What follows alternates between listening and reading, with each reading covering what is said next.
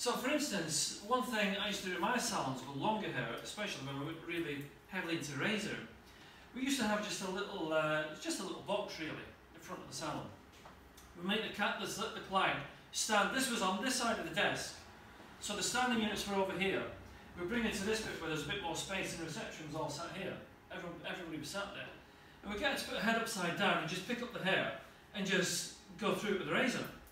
Not because it was doing anything magical, just because it looked cool. That was it. Just because we tried to do things, it looked a little bit different. So you have a visual process that everyone sat here watching will see, and they say, right, I'm going to go with Jane next time. I love the way she does her hair. I'm going to use her to do my hair next time. So that visualization process is very, very powerful, because as a stylist, it gives you a perceptive value, which means you automatically become higher worth because you're doing something different. So you have to kind of stop being a hairdresser, which is a contradiction because we are hairdressers. But are you a hairdresser? There's a little Anthony Mascalo video on YouTube, and he's just walking along in a long line, maybe seen it in black and white.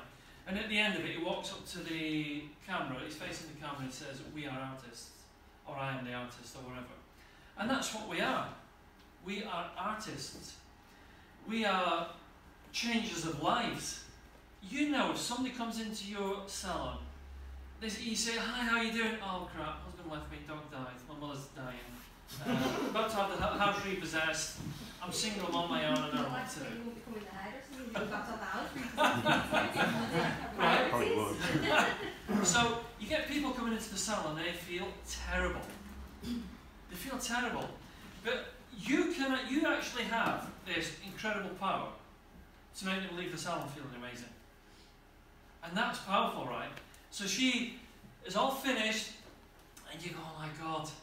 I know me and Dan used to have this thing where we used to do this with clients. We used to stand them almost nose to nose, and we used to put the hand through the hair and mess it up and pull it. I said, "Oh my God, you look so beautiful, just stunning," and just give them a kiss on the cheek.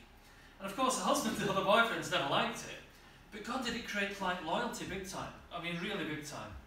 So you have to think about the process. You have to think about what is a hairdresser. How do I, it's a good exercise, right, to do this. How do I define a hairdresser? So hairdresser, okay, we walk around town, right, and people go, I bet she's a hairdresser. Just because of the way you dress, right? That's what happens. So the way we dress, the way we look, the way we act, our hair is, people say, I bet you're a hairdresser. And honestly, I swear, people always say to me, that don't know what they say, I bet you're a writer. I don't know why, but they do. So we ooze this persona of some kind.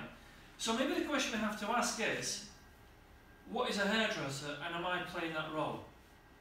Because if you're playing that role out of the 48,000 salons in the UK right now, you're just the same as everybody else.